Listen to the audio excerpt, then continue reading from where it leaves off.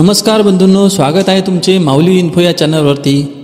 नुकत्याच राज्यात निवडणुका पार पडल्या आणि त्याचा रिझल्ट सुद्धा आपल्या समोर आला आहे। गेल्या काळात सरकारतर्फे सुरू करण्यात आलेली मुख्यमंत्री माझी लाडकी बहीण योजना शासनाची खूप मोठी महत्त्वाकांक्षी योजना आहे आणि पाहता पाहता खूपच व्यापक अशी योजना बनली।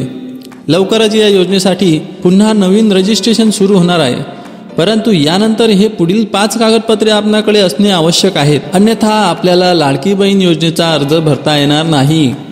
कोणते कागदपत्र आहेत ते आता आपण पाहूया। त्याआधी आपण जर का आमच्या चॅनलवर नवीन असाल तर आधी आपल्या चॅनलला सबस्क्राईब करून घ्या। यामुळे काय होईल, आपल्या चॅनलवर येणारे नवनवीन योजनांची व्हिडिओ मोफत आपल्या मोबाईलवर आपणाला पोहोचत राहतील।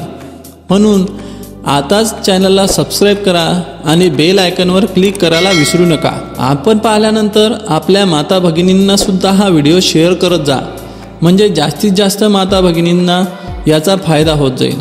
चला तर मग सुरू करूया आजचा व्हिडिओ। लाडकी बहीण योजनेचे आतापर्यंत 5 हप्ते शासनाने आपल्या लाडक्या बहिणींच्या खात्यावर टाकले आहेत, तर काही बहिणींना त्यांच्या खात्यात पैसे अजून यायचे बाकी आहेत। काही महिलांची कागदपत्रांची पूर्तता झाली नसल्याने त्यांचे अर्ज पेंडिंग अवस्थेत आहेत। आता काही हरकत नाही, लवकरच लाडक्या बहिणींसाठी खुशखबर आहे, लवकरच पुन्हा नवीन नोंदणीसुद्धा सुरू होणार आहे। परंतु त्यासाठी आता मी जे कागदपत्र सांगणार आहे ते कागदपत्र लागतीलच आणि त्यात जर का कमी आढळली तर आपला अर्ज बाद होईल, मग तुमचे पैसे तुमच्या खात्यावर येऊ शकणार नाहीत। बऱ्याच महिला ह्या अपात्र असल्यानंतरही काही महिलांनी फॉर्म भरलेले आहेत, अशा महिलांची सुद्धा आता काटेकोरपणे तपासणी होणार असल्याचे समजते। यानंतर सुद्धा याबाबत डॉक्युमेंटचे व्हेरिफिकेशन होणार आहेच। आता आपण जाणून घेऊ की आपल्या लाडकी बहीण योजनेसाठी नोंदणी करताना आपल्याला कोणकोणती कागदपत्रे आवश्यक राहतील। तर बघा, यामध्ये सुरुवातीला आपल्याला महाराष्ट्र राज्यात राहत असल्याचा पुरावा जोडला लागणार आहे। यासाठी आपण आपले रेशन कार्ड जोडू शकतो, परंतु रेशन कार्ड हे 15 वर्ष जुने असणे आवश्यक आहे। ते नसेल तर शाळा सोडल्याचा दाखला किंवा जन्माचा दाखलासुद्धा आपण ऑनलाईन अर्ज करताना जोडू शकतो।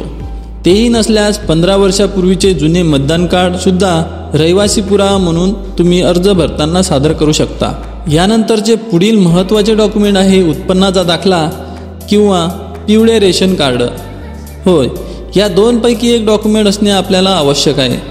यानंतर आपल्याला अर्ज भरताना आपल्याकडे आधार कार्ड असणे सुद्धा गरजेचे आहे।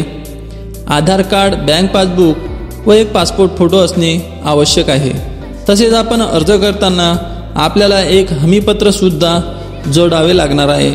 आता हमीपत्रासाठी आपण आपल्या चॅनलवर एक व्हिडिओ अगोदरच बनवलेला आहे, तो जरूर पाहून घ्यावा।